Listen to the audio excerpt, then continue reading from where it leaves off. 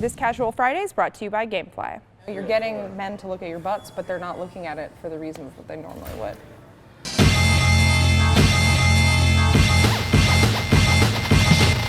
We bitch a lot about the gaming community. Do we? Yeah, a fair amount, but I think it's good to step back sometimes and think about the ways that the community can do good things. And it's weird because, what was the gentleman's name? Brandon Boyer. Brandon. Yeah. Yeah, I mean, he obviously, I would never wish this situation on anybody, you know, having cancer, not being able to pay for the bills, and people rallied for him. I mean, I think he's now has reached what his bills are expected to be. Yeah, which is not a modest amount, $110,000. Was it 110? Yeah. I saw it when it was like when the cap had already hit 60, and it was almost like the first day. Like it was ridiculous. I think they hit the goal in like 3 or 4 days, Yeah. and now people are continuing to donate even after the cap has been met.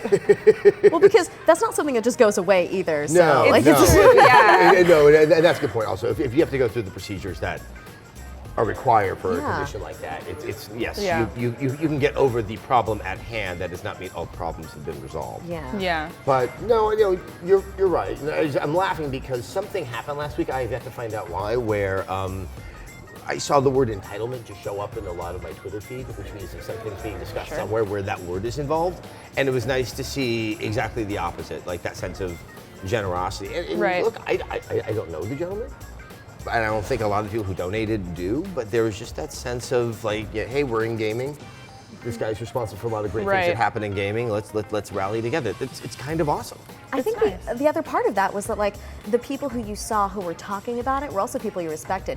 I didn't actually know who this person was, but I did know, of course, like I'm like, he looks familiar. Who is he? Oh, he's the guy that gets retweeted all the time by people who I like. Like I'm familiar with him because other people that I know and very much love and respect seem to love and respect him. And so then it became this like, it's a positive feedback loop for once, was like everybody should band together and help this person who is a friend, who is a genuinely good person. And he had backing from everybody. Anyone who had a voice on Twitter was just putting that out there. I saw people do it many times. Yeah. And it's hard to think, oh, if my 5 friends love this person, this is a worthy cause. It's worth it. No, it's true. Like, I didn't know the guy personally either. I've never met him before, but I donated because all the people that I love and respect on Twitter were tweeting about it. And so I donated and I tweeted about it too. So other people who know him or don't know him but sympathize with his situation can do the same. It was kind of good to see the gaming industry sympathize with that situation because obviously what he is enduring is a point of great debate. And I'm just some of the opinions probably down deep inside. But it's interesting what you just said, that you've seen other people retweet him, and that is like one of the more fascinating things in social media. It's that sense of adjacency. That, like, you know, it's a you know. Okay, let's say we're in a pre-internet age, and you know maybe you would have had a phone call where somebody mentioned it. Like the speed with which and the ability to feel like those collapsed degrees of separation would be a lot harder. And okay, so I guess there's a good side to Twitter too. Yeah. So, no, it's easy. It's easy to look at something like that and think like something like that could happen to me, you know. And knock on wood, if it did, I would hope that, you know. So have no confidence there's actual wood inside that chair. Yes. No, this is from IKEA. And it's another thing where it's, you know, it is a familiar face as it might be. It's not just some random person that you know. It actually is someone who's like, I think I know him. Have you ever recognized someone from Twitter from like looking at their icon or something? Or been actually sad that they're not like the Space Invader or something, where they have one that's entirely not, and I was like, what? You're not a Yoshi at all. Yeah, when I realized that Nigel from Devolver is an old man who looks like some sort of horrible derivation of a Colonel Sanders stereotype. It was sad. Doesn't it break you a bit? It's just like, this is what you use to define yourself, and that's great. But if you don't walk in and have like an exorbitant mustache and like wearing the plumber's hat, then you are not like nothing like Luigi. Why do you have that? I was expecting something like that, as though Luigi was speaking to me and tweeting the entire time. Yeah. But there's an expectation there, man. Just go with it. I was trying to think of like other situations kind of like this. When there's layoffs. Yeah, you know, layoffs. People something rally together. irrational there. You know, people work out. They start saying like, "Hey, we're looking to be hiring." Usually, there's some person who just for no reason other than kindness puts together a doc that can then be referenced. I mean, it is. I think.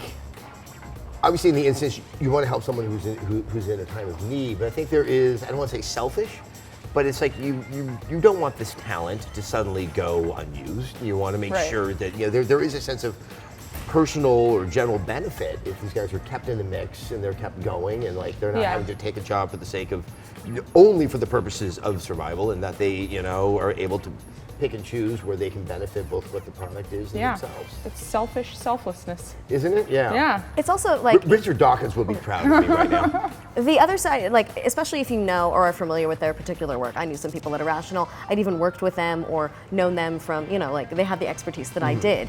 And it was also good to see those same people being promoted by someone going, you might be following me because you think I'm good at X. Well, if you think I'm good at X and maybe you wanted to recruit me, consider recruiting my new friend. Like, these things where we're using ourselves as, if you're interested in something I do, well, this person actually needs that help so much more.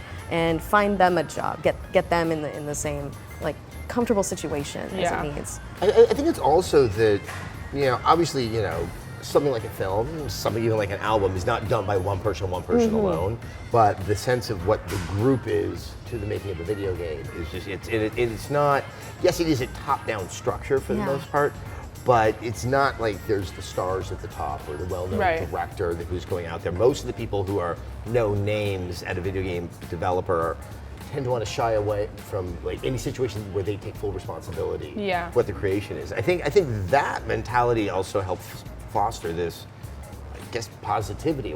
I've never said that on the camera before. What cameras? Video games? And I think that like maybe in the long run that has engendered a culture that's a little bit kinder, a little bit Yeah. more thoughtful. I would like to think that if maybe the larger community can get really, really caustic within certain subsets, their survival really depends upon something that has to be a little bit more sort of forward-thinking and beneficent. Well, you also have to think like, you created something I like, so whoever you are, we have to think, individually thank those people for that. And if the entire team went into it, then you begin to feel for this group of people. It's a lot about how they were interacting as well. And they sort of become the victims in a lot of these situations because of things like money, because of these things that are hurtful and there's nothing we can do much about. But we want to support them in making new cool things. Because if that one person had a great idea, even if you never saw it, if it showed up in the game and it might have been the one thing that you loved, you loved that quest, well that one guy in IT was a part of the quest, and keep that going, keep those same people creating in those other situations and places. Just It's interesting because I think there are times where if I'm watching or recovering the development of a game, and we all know that the concept of game and the execution of game can sometimes have like sort of vast chasm between them. But you want it to stay as close to what that original idea was, and it's almost it's like over a long period of time rooting for a sports team, and you're just like, come on, go, you can do it. Okay, you stumbled, you can get back after the halftime. Go, Watch Dogs, go. And unfortunately, a lot of it that makes me feel like I'm rooting for UCLA. And it's just kind of sad. I wonder if video game fans are more forgiving than sports fans. no. Yeah. I would say that sports fans, it's more consistent, so every week it's kind of a new try, even if you have the track record behind you. Yeah. Video games, it's almost one shot. Like, you have another couple years That's or at true. least a couple Yeah. months before you find anything else. So those things will resonate and hit deeper. Oh yeah, 2 years ago they made something that was shitty. Like, True. it's gonna Also, stay with you. video games are a consumer product at the end of the day, so people are paying money for things and they expect a certain level of quality. But I think sports. people think, it's funny because there's probably more than enough guys out there like I could have hit that bitch. I don't know about that. And I think there's more than enough people that are, come on, I could have coded that a little bit. Some such, I can sit at home and do that. I just haven't because zeros and ones, I don't right? feel like it. Armchair quarterbacks, but that's just consistent throughout sports and anything ever. Anyone can look at something and go, I can write Yeah, that, for sure. create You guys this. ever go to the ballet and be like, I can twirl Yeah, I that can every day of the week. go up on my No. tiptoes and dance. I went to the ballet, but I never thought for a second that I could do anything like that. Because I actually took ballet as a kid and I was terrible at it. I always wanted to. It requires such a precise amount of coordination. My body's just not built for it. Also, you can't do ballet if you have boobs. That's just like a hard and fast rule. Yeah, you have to be so tiny. I did meet a lot of people with that. I'd be Figure skating is perfect another for one. it. There you go. You know, like, there's this feeling of, there's the entitlement with kind of everything, actually, where we all think that because someone makes something look easy, that it is easy. Yeah. But part of the skill is making it look easy. Yeah, that's true. And, which also means that you're a little bit underappreciated if you do something very, very well. And so we really have to start thinking about that. You always go back to someone like Dizzy Gillespie or some of all the great jazz musicians. Is that it looks like that they were making it up on the fly. Oh yeah. No, their talent is they know exactly what they're doing, but they make it look that off the cuff. Half and half. It's a little bit of knowing everything well enough to know that you can improvise, but in a way that's not aimless. I'm so happy that someone brought up Dizzy Gillespie today. Like I'm just so pleased. Maybe one day all of us could do something that organized and that casual. Like drinking beer On a Friday. on a couch. Hey, we didn't talk about games much today, but you know they still exist and you can get them at GameFly. GameFly is the largest online video game rental service and offers you a choice of over 8,000 new and classic titles across all consoles and handhelds. Plans start at just $15.95 a month and members can rent 1 to 4 games at a time and keep them for as long as they like. Once you're done playing, just send it back and GameFly will send you the next available game on your list. You can support Rev3 Games and get a free 30-day trial by signing up at gamefly.com/casual.